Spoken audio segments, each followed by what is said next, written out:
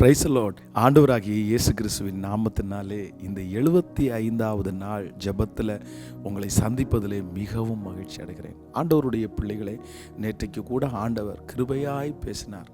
எலியாவை பார்த்து, நீ வெளியே வா, நீ வெளியே வா.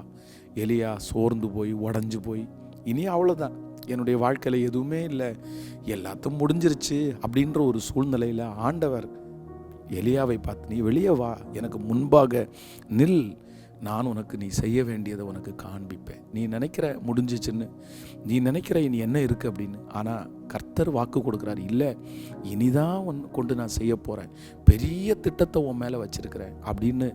அந்த கட்டிலிருந்து வெளியே வரப்பண்ணுன கர்த்தர் இந்த சத்தத்தை கேட்கிற அன்பு ஆண்டவருடைய பிள்ளைகளை, உங்கள் இருதயத்துக்குள்ளே, உங்களுடைய வாழ்க்கையில் நீங்கள் வெளியவே வர முடியாத அளவிற்கு ஏதோ ஒரு இடத்துல கட்டப்பட்டிருக்கலாம். ஆனால் கர்த்தர் கிருபையாக வாக்கு கொடுக்குறார், சீக்கிரமாக ஆண்டவர் உங்களை வெளியே கொண்டு வருவார்.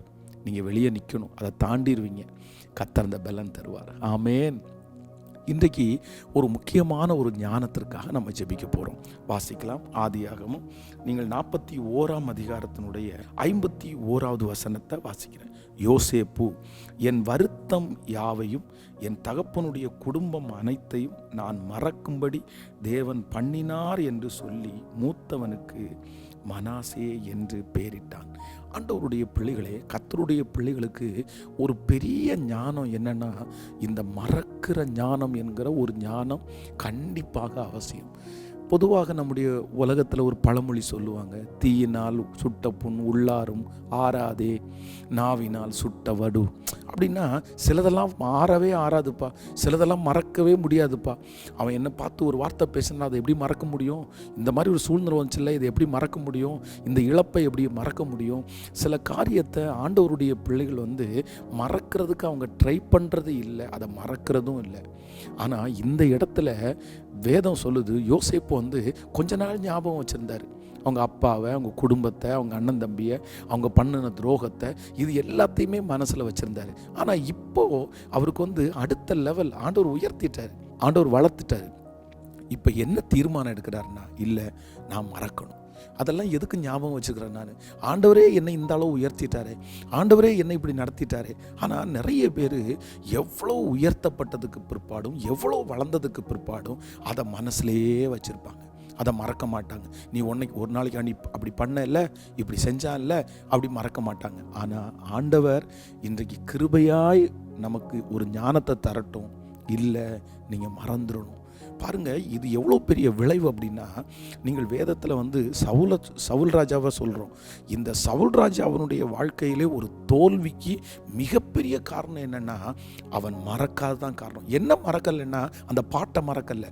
சவுல் கொன்றது 1000, தாவீது கொன்றது 10000ன்னு பாடினாங்க பாருங்கள். அந்த பாட்டு அவனுக்கு மறக்காமல் ரிப்பீட் ஆகிட்டே இருந்துச்சு, திரும்ப திரும்ப ஞாபகம் வந்துட்டே இருந்துச்சு. மறக்கிறதுக்கு அவன் முயற்சி எடுக்கவே இல்லை. இதுவே பெரிய கோபமாக மாறி, அதுக்கப்புறம் கசப்பாக மாறி, அதற்கு பிறகு தாவீதை கொல்றதுக்கு துரத்தி தன்னுடைய ராஜ்யபாரத்தையே சவுல் இழந்துட்டார். அதனால் யாரோ ஒருத்தருக்கு ஆண்டவர் பேசுகிறாரு, மகனே மகளே, பரவாயில்ல, துரோகம் பண்ணாங்களா, தீங்கு பண்ணாங்களா, அழிச்சிட்டாங்களா, இல்லைன்னா ஏமாற்றிட்டாங்களா, சரி ஏதோ கர்த்தர் அனுமதிச்சார், மறந்துருங்க, திரும்ப திரும்ப நினைக்க வேண்டாம். இல்லை யாராவது ஒருத்தர் இறந்துட்டாங்களா, பசங்களை மறக்கவே முடியல, எனக்கு இப்படி என்ன பண்ணுறது, மறந்து தான் ஆகணும். சில காரியத்தை நம்ம ஞாபகம் வைக்கவே முடியாது.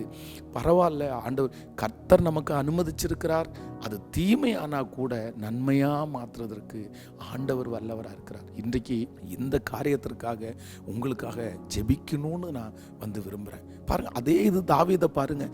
சவுல் அவ்வளோ நாள் துரத்தி அத்தனை துரோகம் பண்ணதுக்கு அப்புறமும் அது எதையுமே மனசில் வைக்கல, எல்லாத்தையுமே மறந்துட்டான்.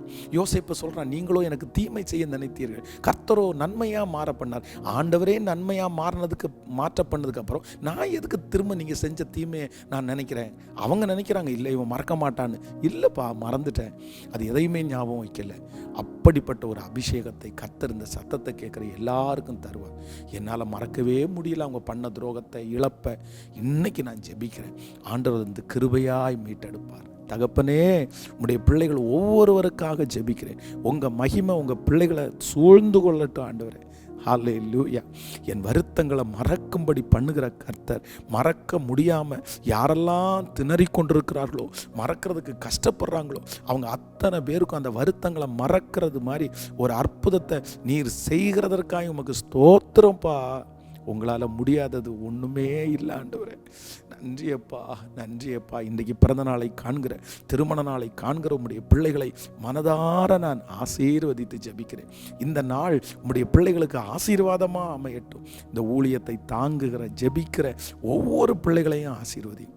கிருபை கூட இருக்கட்டும். இயேசுவின் மூலம் பிதாவே, ஆமேன், ஆமேன். God bless you. ஆண்டவர் உங்களை ஆசீர்வதிப்பார். இன்று 10 மணிக்கு நமக்கு ஃபாஸ்டிங் ப்ரேயர். அதே போல் இன்றைக்கி 75வது நாள் நிறைவு விழா. எல்லாரும் ஜெபத்தோடு கலந்து கொள்வோம். கர்த்தர் ஆசீர்வதிப்பார். God bless you. Praise Lord.